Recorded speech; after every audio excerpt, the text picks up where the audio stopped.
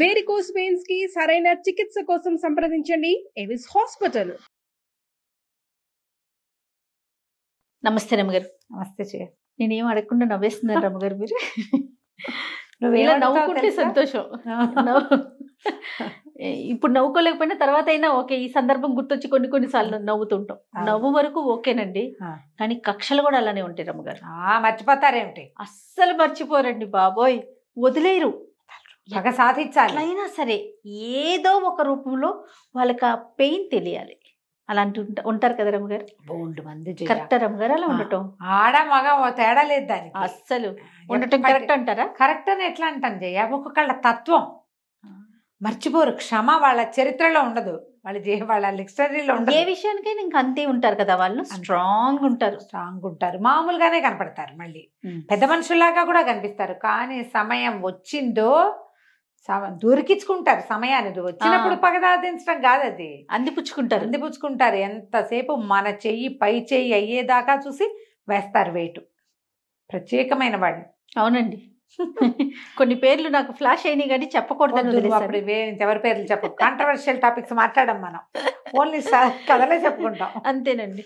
వాళ్ళ సమయం కోసం వేచి ఉండి ఆ సమయం వచ్చాక ఎవరెవరు ఎప్పుడెప్పుడు ఏ ద్రోహాలు చేశారో వాళ్ళందరికీ పెడతారు వరుస పెట్టి రేం. అవును, ఎవరిని వదిలిపెట్టరు. చిన్నవాళ్ళని లేదు, పెద్దవాళ్ళని లేదు. పావునైనా పెద్ద కర్రతోటే కొడతారు. అవును, అలా కొట్టినప్పుడు అందరికీ కూడా అది జరుగుబాటు కాదు రమ్మగారు. కక్ష సాధింపు అనేది ప్రతి ఒక్కరూ తీర్చుకోలేకపోతాం కదా. అవునులే, కొంతమంది దాంతో నలిగిపోతూ ఉంటారమ్మా. చాలా మంటగా ఉంటుంది, వీళ్ళేం చేయలేకపోతున్నామే అనిపించుకుంటూ ఉంటారు. చాలా కష్టంగా ఉంటుంది, కానీ అవకాశం వచ్చినప్పుడు తీర్చుకుంటారు. 2 మాటలు అనేస్తారు, ఏదైనా ఒక విషయం కుదిరితే చేస్తారు. ఇలాంటిది ఒక కథ చదివాను చేయని. చందమామలో బాతుల కన్నడు. ఒక బాతుల అమ్మే ఆవిడ, ఒక ముసలావిడ, బాతులు పెంచే ఆవిడ ఉంది. ఊళ్ళల్లో ఏం చేయ ఇప్పుడు కనిపించట్లా. మనం మా చిటుకుడులోనే మేము చూస్తుండే వాళ్ళ రోడ్ల మీద ఏదో ఎచ్చిపిచ్చిగా మారియా భర్త 2-3 పిల్లలు రోడ్ల మీద పోతుండే వాళ్ళు. పెద్ద గుంపుల బాతులు గుంపులుగా బాతులను తీసుకుపోతూ ఉండేవాళ్ళు. అమ్మేవాళ్ళు, పిల్లల్ని పెట్టించేవాళ్ళు. బాతుల పెంపకమే వృత్తిగా ఉండేవాళ్ళు. బాతుల వాళ్ళు అని ప్రత్యేకంగా ఉండేవాళ్ళు. మా అన్నయ్య ఎక్కడి నుంచో కోళ్ళఫారాలు అవి ఉన్నాయిలే, మాకు అప్పుడు ఉండేవి చిన్నప్పుడు. ఖజానా బాతులు అని తెచ్చాడు. ఇంత లావు బాతు, ఇంత పొడుగు మెడ, ఇంత ఎత్తున ఉండేది. అవి అసలు మనుషులు వెంబడి పడిపోయేవి. మాకు గంగానమ్మ దొడ్డి, దాని పేరేది, ఆ పెరడు పేరే గంగానమ్మ దొడ్డి అంటారు. అందులో ఉండేవి. ఈ కోళ్ళఫారంకి రక్షణ అనమాట. పాములు చంపేసేవి బాగా. అవి ఇట్లా ఖజానా బాతులు 3-4 ఉండేవి. తర్వాత పిల్లలు కూడా పుట్టి 5-6 అయినాయి, కానీ అవి మహాకక్షవి. ఒక్కసారి ఒక మనిషి మీద పగబట్టాయంటే వాడిని రోడ్డు మీద నడవనిచ్చేవే కాదు. కరుస్తాయి రమ్మగారు, వెంబడి పడిపోతాయి జయ. అది ఇంత పొడుగును మా బడిట పాముల సాచి వెనకాల పడితే పీకేస్తాయి. ఉండేవి బాతులు. అప్పుడప్పుడు మా ఇంట్లో పెళ్ళిళ్ళప్పుడు కూడా వాటి ఫోటోలు, ప్రత్యేకంగా ఖజానా బాతుల ఫోటోలు కూడా ఉన్నాయి మా పెళ్లి ఫోటోల్లో. బాగా తిరిగేవి. మేమంతా అలవాటైన వాళ్ళ, మా వెనకాల పడేవి కాదు. ఎవడో బెడ్ వేసిన వాడు, రాయి వేసిన వాడు ఉంటాడా, వాడికి మర్చిపోవు. ఈ బాతుల కన్నడి కథ కూడా అలాంటిదే అనమాట. ఎప్పటికీ మర్చిపోని కథ పడిది. అయితే ఒక ముసలమ్మ ఉండేది, బాతుల పెంపకం. ఆవిడకు ఒక కొడుకు ఉండేవాడు. వాడికి ఏమీ లేవు, పని లేదు, బాతుల గోళ్ళలోనే ఉండేవాడు. వాళ్ళ అమ్మ అనేది బాతులు నేను పెంచుతాను, ఏదైనా పని చేయరా అంటే వాడికి పెద్ద నచ్చేది కాదు. వాళ్ళ దగ్గర 2 ఆడబాతులు, 1 మగబాతు, 16 పిల్ల బాతులు ఉన్నాయి. అయితే ఏమైంది, వాళ్ళ అమ్మ ఏమంది, కొన్ని బాతుల్ని అమ్ముకురా, పిల్లల్లోనే ఆడని మగని సెపరేట్ చేసి అమ్ముకురా, కాస్త ఖర్చులకు డబ్బులు ఉంటాయని చెప్పింది. వీడు సంతకెళ్ళి బాతులు భలే అందమైన బాతులు ఎట్టబడివి, బలంగా కూడా ఉన్నాయి, బాగా మేపేవాళ్ళు. సంతలో కూర్చుంటే సంతకి వీరాస్వామి గారిని, ఆ ఊళ్ళో మంచి మోతుబరి, బాగా డబ్బులు ఉన్నవాడు, ధనవంతుడు అనమాట. ఆయన బాతులు చూసి అవి కవకవలాడుతుంటే ముద్దుగా ఉంటాయి. ఆయనకి సొంత చెరువులు ఉన్నాయి, పెరళ్లలో వేసుకుంటే పాముల్ని కొంచెం వేటాడతాయి అనుకుంటాం కదా. సరే, ఆయన ఏమంటే ఎంతరా జత అన్నాడు. అనేసరికల్లా జత 1 వెండి రూపాయి, 2 వెండి రూపాయలండి అని చెప్పాడు. జత బాతులు 2 వెండి రూపాయలు అన్నాడు. అవురవరా, అంతెందుకురా, 2 సత్తు రూపాయలు చాలు వీటికి అన్నాడు. సత్తు రూపాయి వెండి రూపాయి ఎంత తేడా ఉంది? వాడు ఇష్టమైతే తీసుకోండి బాబు, లేకపోతే మానేయండి, నేను తక్కువ గీనండి, మా బాతులు మంచి అన్నాడు. అనేసరికి కొడ్డు మండిపోయింది. ఏంటి నాతో బేరమాడతావుగా, నువ్వు ఎంత వాడివి, నువ్వు నీ బతికెంత, నువ్వెంత అని, అరే పట్టుకోండి రా 2 బాతుల్ని అని చెప్పి ఒక జోడు బాతుల్ని తీసుకెళ్ళి వీడిని ఈడ్చుకురండి అని వాడిని కొట్టేసి 25 కొరడా దెబ్బలు కొట్టించాడు. అయ్యయ్యో. నాతో బేరం ఆడతావా, ఇంత ధనవంతుణ్ణి, నాకు బేరం చెప్తావా నువ్వు, తీసుకోండి బాబు మీ ఇష్టం, తోచినంత ఇవ్వండి అనాలి. బాతులు పెంచుకుని ఊళ్ళో బతికేవాడివి మోతుబరితో నీకు పందెమైతేట రేటు చెప్తావేంటి నువ్వు, నీ రేటు ఏమిటి, నువ్వెవడే అసలు, మొత్తం బాతులు తీసుకున్నా దిక్కులేదు అని చెప్పి కొట్టించేశాడు 25 దెబ్బలు. వీడు దెబ్బలని అయిపోయాక వీపు విదిలించుకుంటున్నాడు. కొట్టారు కానీ డబ్బులు వదిలేదు, లేదండి 2 వెండి రూపాయలు ఇచ్చి తీసుకోండి అన్నాడు. వాడు ఊరుకోడు అనమాట. అనేసరికి ఇంకో 10 కొట్టండి రా వీడిని అన్నాడు. 35 దెబ్బలతోటి తీసుకొచ్చి బయట పారేశారు. అయినా కూడా వాడు తగ్గట్లా. ఏం చేస్తాడు, వీపు వాచిపోయింది, వదలాలని లేదు. ఇంటికి బాగా ఏడ్చాడు వాళ్ళ అమ్మ దగ్గర. అక్కడి నుంచి ఆ ఊళ్ళో నుంచి వెళ్ళిపోయాడు. వాళ్ళ అమ్మదారిని, వాళ్ళ అమ్మ ఇంకా అన్నయ్యలు ఎవరో ఉన్నారు, ఆవిడ ఉండేది. ఇక ఆ ఊరు ఈ ఊరు తిరిగి ఎక్కడెక్కడో ఏదేదో సంపాదించుకుని పెద్దవాడయ్యాడు. ఈ కథ నాటికి వాడికి ఒక 16-17 ఏళ్ళు. ఆ నూనూగు మీసాలు, మొలక మీసాలు, మొహం నిండా పింపుల్స్, పిల్లలు బక్కగా ఉంటారు. ఆ వయసులో పుష్టి తేలరు కదా, ఎదిగే వయసులో పిల్లలు తేలరు, బక్క చిక్కిపోయి ఉంటారు. ఆ డొక్కు మొహంతో వాడు 10-25 ఏళ్ళు వచ్చాక వాడు ఎట్టా ఉంటాడో ఎవరికీ ఊహలేదు. 27-28 సంవత్సరాల వయసు వచ్చాక ఒకనాడు మళ్ళీ ఈ ఊరు వచ్చాడు. వాడు వస్తే ఈ వీరాస్వామి గారు ఏదో పెద్ద బంగళా లాంటిది కట్టిస్తున్నాడు. వడ్రంగి పనులు జరుగుతున్నాయి. బోల్డంత కలప తెప్పించారు. దొంగలు అవి తెప్పిస్తారుగా. ఇప్పుడు మనకి కలప అనగానే ఏమీ తెలీదు, మనకు అన్నీ తెలిసినవి ఏమిటి, మన దాన్ని ఏదో అంటారు కదా, ప్లైవుడ్ డెకలామే తెలుసు. పాతకాలంలో ఇళ్ళు కట్టడం కలప అంటే ఇంత దొంగలు రకరకాలు నేరేడు తెచ్చేవాళ్ళు, వేప తెచ్చేవాళ్ళు, తాటి తుమ్మ తెచ్చేవాళ్ళు. తాటేమో బాకిట్లో వసారాలో దింపడానికి తాటి దిమ్మలు వచ్చేవి. అక్కడి నుంచి టేకు, పై ఓళ్ళ నుంచి పనస, సన్న పనులకి జాజికాయ చెక్కలు, ఇవన్నీ ఇంతంత లావు మోకులు, ఇవి ఏమన్నా దాన్ని లాగ్స్ అంటారు, దిమ్మలు, చెత్త తాలూకు ఇవన్నమాట. ఎన్నో ఉన్నాయి. వీడు అదంతా చూసుకుంటూ వచ్చాడు లోపలికి. ఎట్లా లోపలికి వెళ్ళి పెరడంతా విశాలంగా తెరిచింది, రకరకాలు ఉన్నాయి కదా, ఒక్కొక్కటి ఇట్లా కొట్టి ఇట్లా రాసి చూస్తున్నాడు. ఈ వీరాస్వామి గారు పెరట్లోకి వచ్చాడు, అదే ఆ పక్కకు వచ్చాడు. వచ్చి ఎవరు ఏమిటి కలప గురించి తెలిసేదేముందే అన్నాడు. అంటే తెలియకేమండి, ఎన్నాళ్ళ నుంచో ఈ పని చేస్తున్నాను నేను, ఒక మాదిరిగా తెలుసు, మరి అంత గైరుగా లేదండి అన్నాడు. అనేసరికి వీరాస్వామి అన్నాడు, ఎవరు తెలిసిన వాళ్ళని పిలిపించాను, నీకు అంత గట్టిగా తెలిస్తే కొంచెం అడవి వైపుకి వెళ్దాం, నువ్వు ఏ చెట్టు బాగుందంటే ఆ చెట్టు కోయిస్తా అంటే సరే పదండి అన్నాడు. పదండి అంటే పెద్దగా పని వాళ్ళు ఎవరు రాలేదు, ఏదో వాళ్ళు ఎవరో తిరుగుతున్నారు అటు ఇటు. ఈ వీరాస్వామి ఈ బాతుల కన్నడు ఇద్దరు అడవిలోకి నడిచి వెళ్ళారు. చూసిన వాడు ఏం చేశాడట, ముందుకు తీసుకెళ్తే మనుషులు ఎవరు లేకుండా వీళ్ళిద్దరే, నిర్మానుష్యంగా ఉంది వాళ్ళిద్దరే.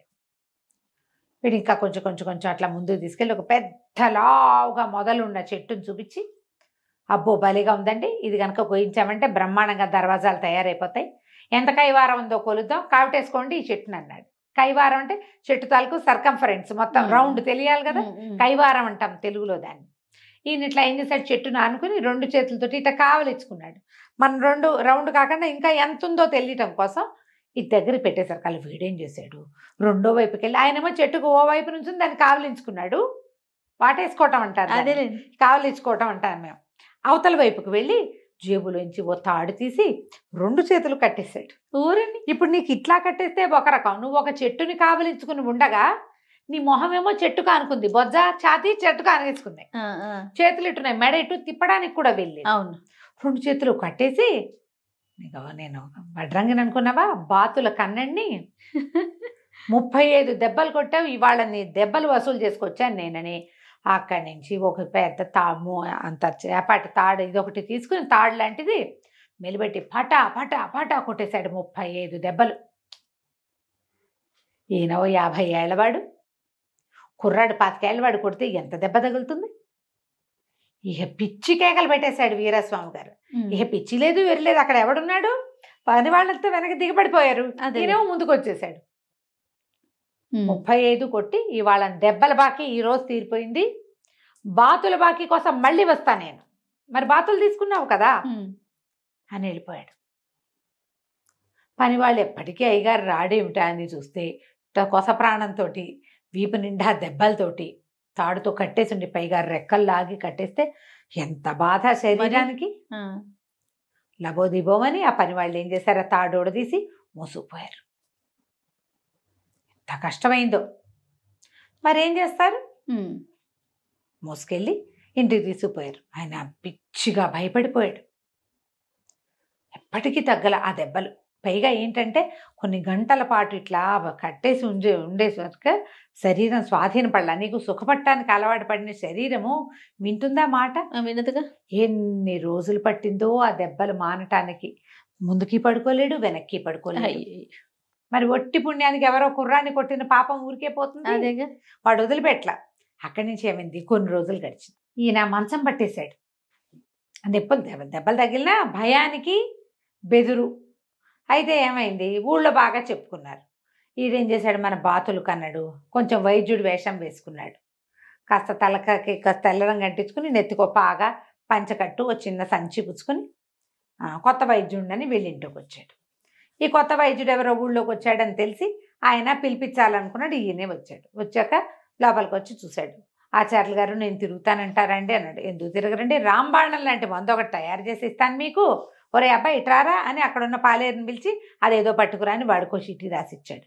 ఇంట్లో ఉన్న ఈయనకి సహాయం చేస్తున్న పాలేళ్ళందరినీ ఒకడిని కల్వం దెమ్మని, ఒకడిని అదేదో దెమ్మని, ఇంకొకడిని వాళ్ళు ఎవరింటికో వెళ్ళి అదేదో పట్టుకురమని మొత్తం అందరినీ పంపించేసి ఆ కంచి మూలనున్న దుడ్డుకర్ర తీసాడు.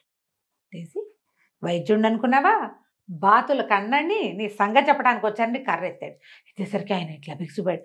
ఆ కొన్ని గంటల పాటు ఇలా కట్టేసి కొట్టిన అది ఉందా అదురు, ఆ అదురుతో బిగుసిపోయాడు. నాకు నిలుగుడ్లు పడ్డాయి, డబ్బులు వసూలు చేసుకోవడానికి వచ్చానని ఆ పెట్టెలు ఈ పెట్టెలు అన్నీ వెతికి డబ్బులు పుచ్చుకెళ్ళిపోయాడు. మళ్ళీ వస్తానని చెప్పాడు.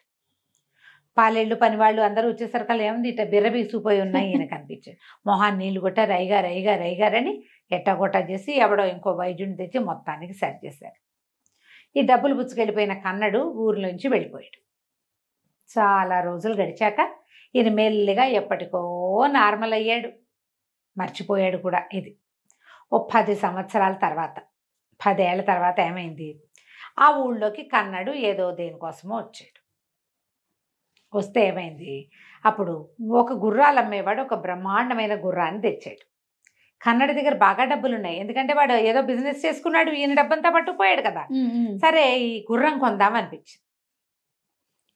ఈ గుర్రం కొంటున్నప్పుడు మాట్లాడుతూ ఉండగా అతనికి ఏం కనపడింది, ఆ సందు చివర ఉన్న ఒక బంగారపు దుకాణం వాకిట్లో ఒక బండి ఆగి ఉంది. ఆ బండి వీరాస్వామి దాన్ని గుర్తుపట్టాడు. ఒక 4 అడుగులు ముందుకెళ్ళి చూస్తే వీరాస్వామి కూర్చుని ఉన్నాడు బండిలో. కనపడిందిగా. సరే ఇప్పుడు ఏం చేశాడు, మళ్ళీ వెనక్కి వచ్చి గుర్రాలు వాడిని అన్నాడు, తప్పకుండా కొంటా ఈ గుర్రాన్ని, నువ్వు అడిగిన రేట్ ఇస్తా, అయితే నువ్వు పని చేయాలి. గుర్రం వేసుకుని దౌడు తీసుకుంటే అక్కడ బండి ఉంది చూసావా, ఆ బండిలో ఉన్న ఆయనకి వినపడేలాగా నేను బాతులు కన్నండి అని అరుచుకుంటూ వెళ్ళు, అక్కడ ఆగద్దు, అరిచి నువ్వు ముందుకెళ్ళిపో, మళ్ళీ తిరిగిరా, నేను తీసుకుంటాను ఈ గుర్రం అనగానే ఏముంది ఇంత చిన్న పనే, మాటే కదా. ఈ గుర్రాలు వాడు ఏం చేశాడు, వాడు మంచి బాగా గాలపింగ్ అలవాటు ఉన్నవాడు కదా, గుర్రాలను పెంచి అమ్మే వాళ్ళకి అది బాగా అలవాటు ఉంటుంది. వాడు ఒక్క ఉదుటను గుర్రాన్ని దౌడు తీయించి ఆ బండి దగ్గరికి వెళ్ళగా నే బాతులు కన్నండి అని అరిచాడు. అరిచి పరిగెత్తేశాడు. ఓకే, వెళ్ళిపోయాడు. గుర్తొచ్చేసింది ఆయనకి. అక్కడి నుంచి అరే పాలేళ్ళందరినీ పని వాళ్ళని మళ్ళీ ఒరే బాతులు కన్నడరా, మళ్ళీ వచ్చాడురా, వెతకండ్రా అంటే ఆ బండి వాడితో సహా అందరూ తల ఒక దిక్కుకి పరిగెత్తారు. ఆ బయట అవతలగా నుంచున్న కన్నడు నడుచుకుంటూ వచ్చి జబర్దస్త్గా బండెక్కి ఆయన రొంటిని ఇక్కడ పక్కన డబ్బులు పెట్టుకుంటాడుగా, ఆ డబ్బులు సంచి తీసుకున్నాడు. ఇందాక వచ్చిన వాడు కాదు కన్నడు, నేను కన్నండి, నా బాకీ వసూలు అయిపోయింది, నీ భయం బాకీ కూడా ఇవాళ వసూలు చేసేసుకుంటున్నా, వెళ్ళొస్తా అని చెప్పి ఆ మూట తీసుకుని వెళ్ళిపోయాడు. వెళ్ళిపోయి పక్క సందులో ఉన్న గుర్రాల వాడిని కలుసుకుని గుర్రం వేసుకున్నాడు, వెళ్ళిపోయాడు. ఎవ్వరూ లేరు ఇక్కడ. వాడు అట్లా సాధించాడు కక్ష, వదల్లా లాస్ట్ వరకు. మొదట లాక్కున్నది డబ్బులు కాకుండా మళ్ళీ డబ్బులు లాక్కున్నాడు. ఆ కనపడితే ఇప్పుడు నువ్వు ఒక చిన్న దానికి వాడు 2 రూపాయలు 2 వెండి రూపాయలు అడిగాడు, ₹1 ఇస్తా అని బేరం ఆడితే సరిపోదు? అంతే కదా, డబ్బులు ఉన్నాయని కదా కొట్టించి వాడిని అదనంగా దెబ్బలు కొట్టించి కుర్రాడిని ఇలా కక్ష సాధింపు వాళ్ళని కనుక మనం గీసామనుకో అది కోసుకుంటుంది మనకి చివరికి. ఎస్, అది కదా. బాగుందండి. నమస్తే రమ్య గారు. నమస్తే.